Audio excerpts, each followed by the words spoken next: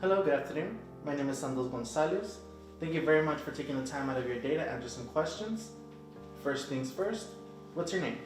Fabiola Rodriguez. And Mrs. Rodriguez, how old are you? I am 42 years young. Alright. And where were you born, if I may ask? I was born in the port of Veracruz, Mexico. It's at the very tip of the Gulf. Okay. And how far is that from Texas? What would be the fastest way to get there? I would say by plane, it usually takes you about an hour and 20 minutes. We used to travel by bus, which would take us anywhere between 10 to 14 hours. Alright. And how was it growing up in Veracruz? It was fun. It was pretty laid back. It's a port, so living near the ocean, we would always go fishing and we would basically live by the bay. Well, it sounds like a beautiful place. And if that's the case, why come here to the United States?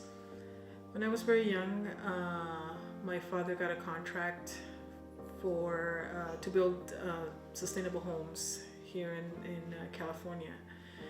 And he was brought here with his partner. My father was an architect. So once we were here, he brought all the family because it was going to be a lengthy project. He was abandoned by his partner and we were stuck here. What can you tell me about your parents? You mentioned your father was an architect. What does your mother do? My mother only studied until the 4th grade. She has done odd jobs here and there and has dabbled into the mystic arts. Right, you mentioned the mystic arts. What would that be? Santeria? In the previous question, you said that your mother would practice Santeria. Can you tell me more as to what that entails? Basically, you harness the power of spirits and you focus that energy towards a specific goal.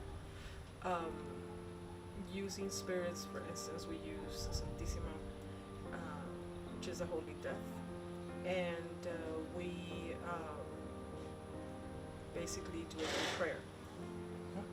And when did you feel you had this gift with the mystical?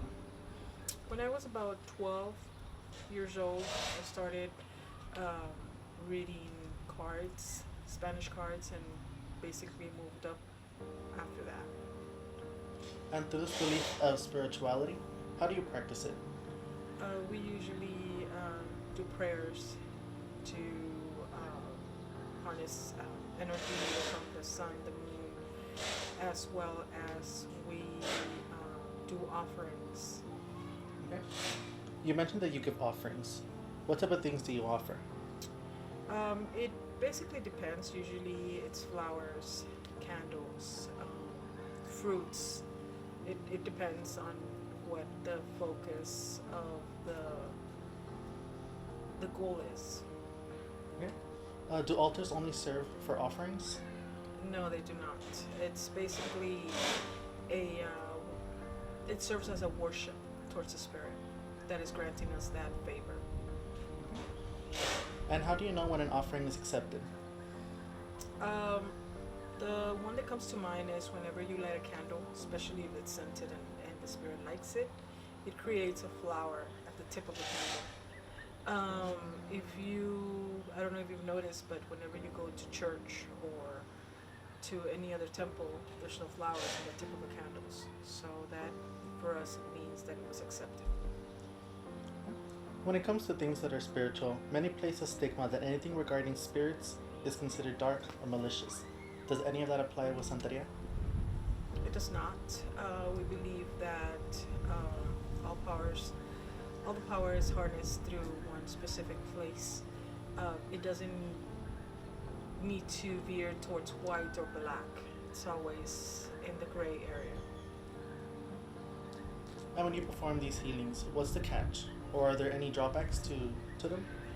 There is usually, it depends on what healings you're doing, but basically us as healers, we get sick. It draws too much of our energy and you can say our health, which can be problematic. Yes. And do you still perform any of these healings today? No, I do not. I haven't done it in years.